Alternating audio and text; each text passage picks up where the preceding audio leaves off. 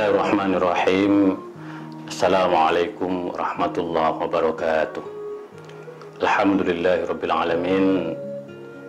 Alhamdulillahirabbil alamin. Assalatu wassalamu ala asyrafil anbiya'i wal mursalin.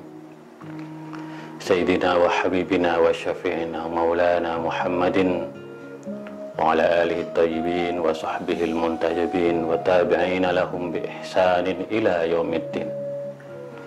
Sahabat Islam ramah, pada hari ini merupakan hari yang sangat mulia dan berbahagia karena kita sedang memperingati hari lahirnya Pancasila 1 Juni 1945. Momen yang begitu sangat istimewa karena pada hari ini Bung Karno menyampaikan pidato yang bersejarah tentang lahirnya Pancasila sebagai dasar falsafah dan ideologi kita dalam berbangsa dan bernegara.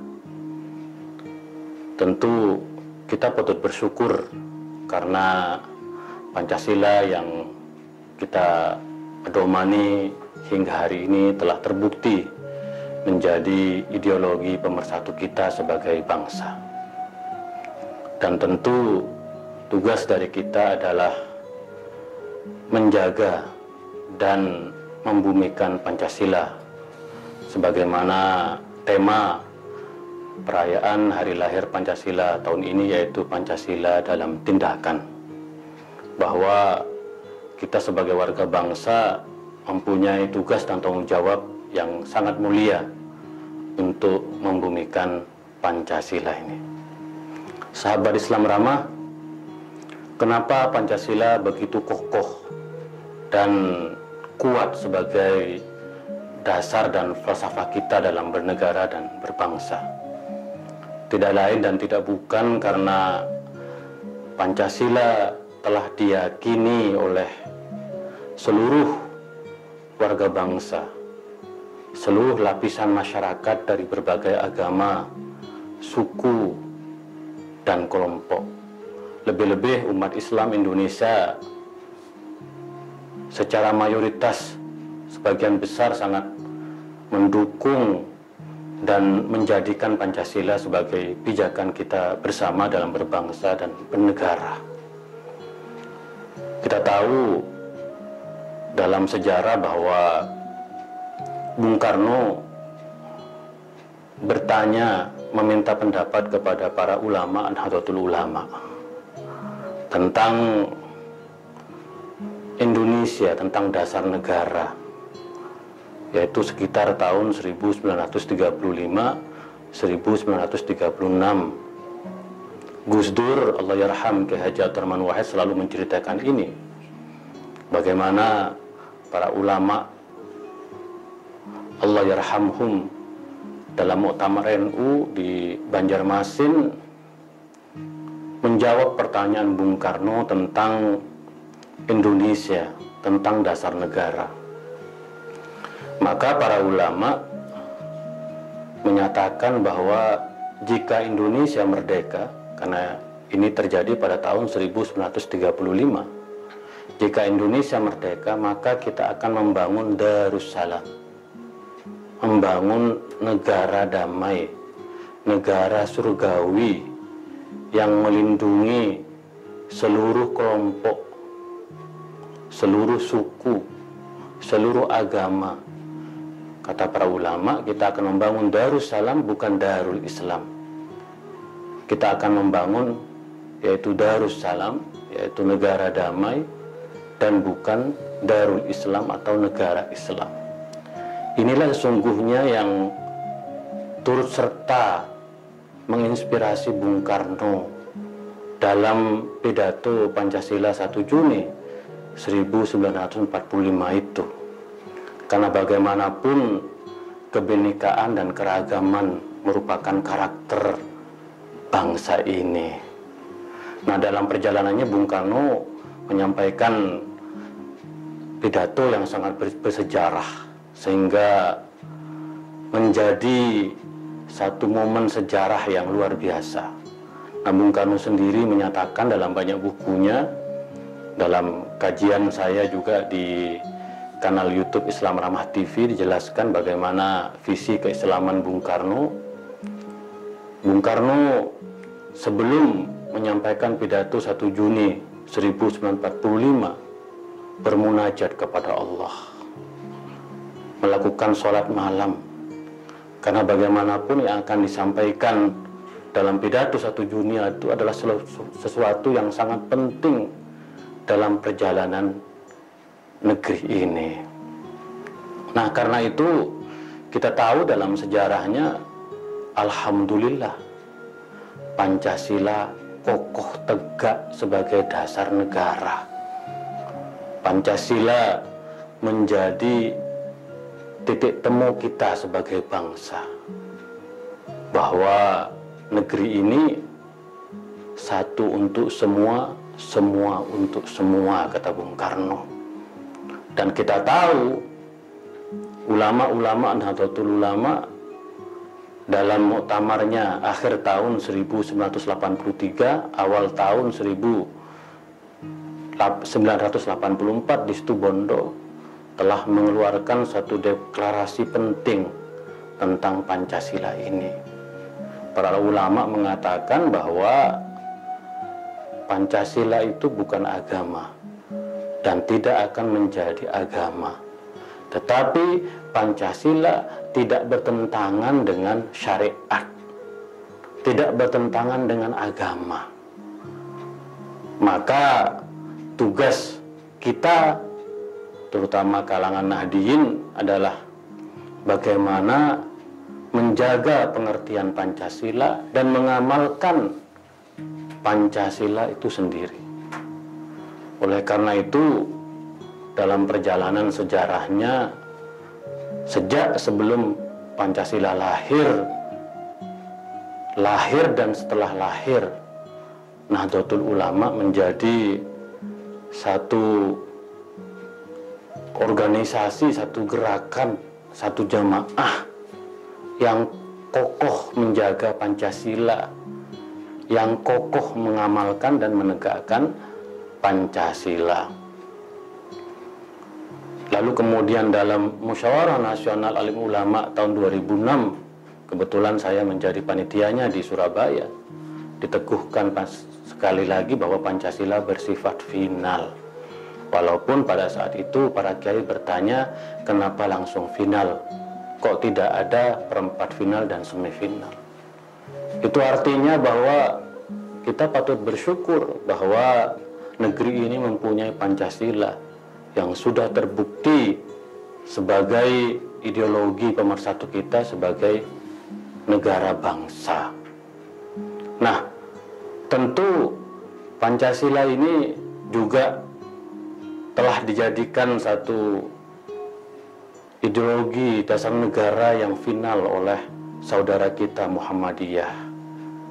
Dalam Muktamar Muhammadiyah tahun 2005, kalau tidak salah, ditegaskan bahwa Pancasila itu adalah Darul Ahdi Wasyahadah, bahwa sudah menjadi kesepakatan kita sebagai bangsa dan sudah menjadi saksi bahwa dengan Pancasila negeri ini kokoh menjadi negara kesatuan Republik Indonesia.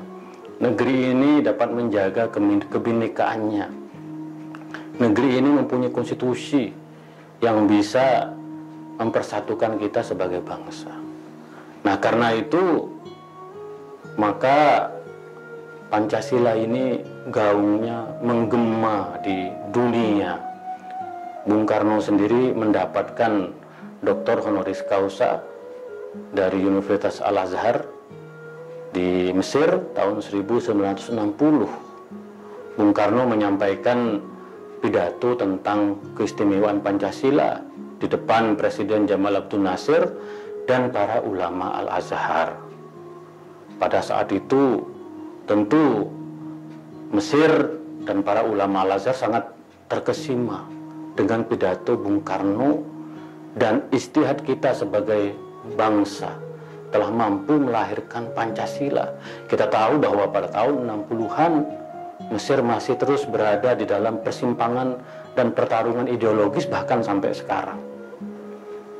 Dulu Presiden Jamal Abdul Nasir berpikir untuk menjadikan Pancasila sebagai dasar negara Mesir. Tapi sejarah tidak berpihak kepada Jamal Abdul Nasir karena tidak lama setelah itu beliau jatuh karena kalah dalam perang dengan Israel pada tahun 67 atau tahun 69, maka Pancasila gagal menjadi dasar negara Mesir. Tetapi apapun yang terjadi di antara dunia Islam saat ini, Pancasila merupakan satu-satunya alternatif sebagai dasar dan falsafah negara. Karena kita lihat di Timur Tengah masih terlibat konflik dalam pertarungan ideologis tentang dasar negara.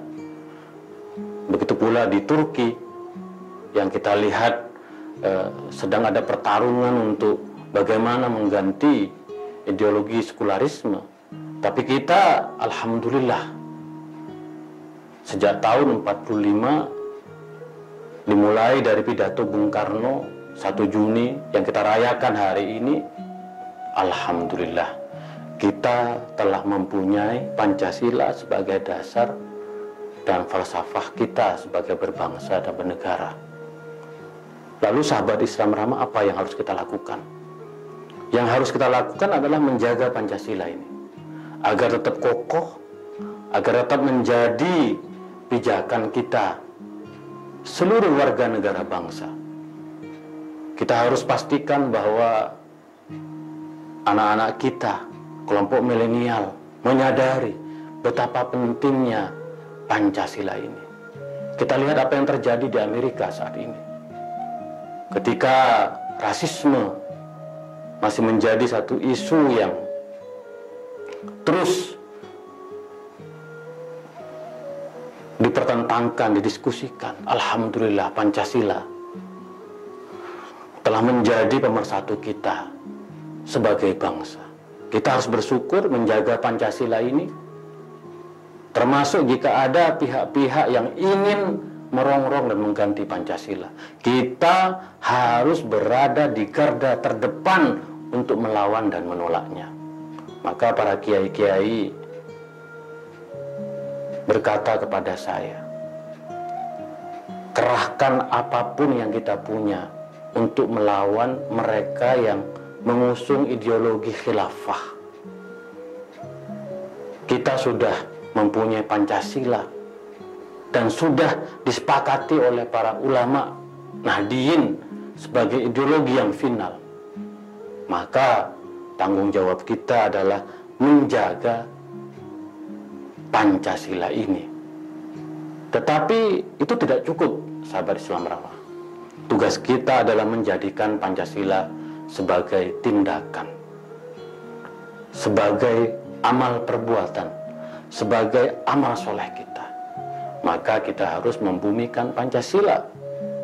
Mari kita jadikan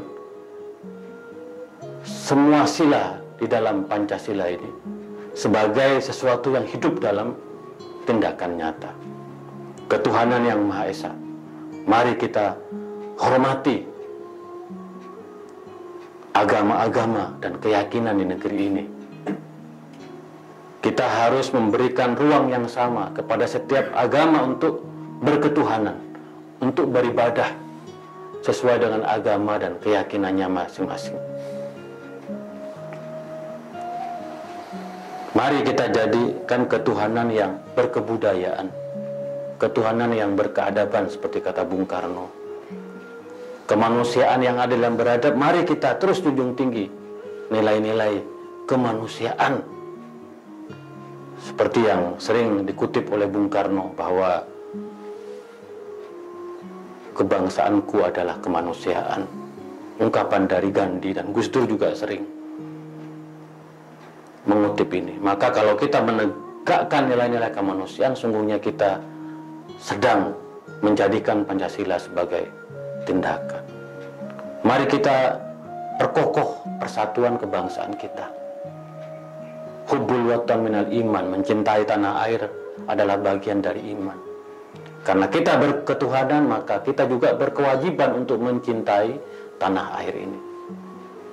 Mari kita terus jadikan demokrasi yang dibangun di atas kearifan dan kebijaksanaan. Janganlah demokrasi yang kata Bung Karno adalah menang-menangan, mutlak-mutlakan.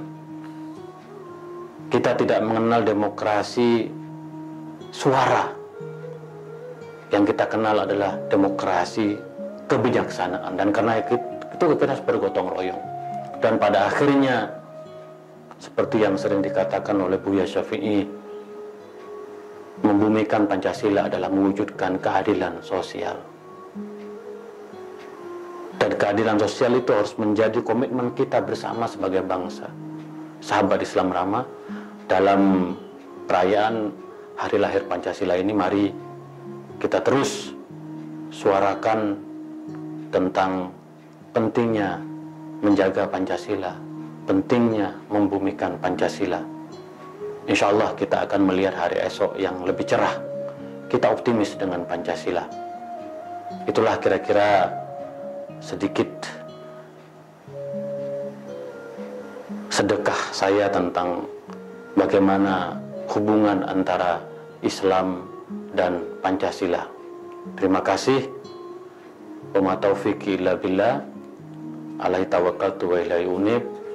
Wallahul muwaffiq ila aqwamit thoriq. Assalamualaikum warahmatullahi wabarakatuh.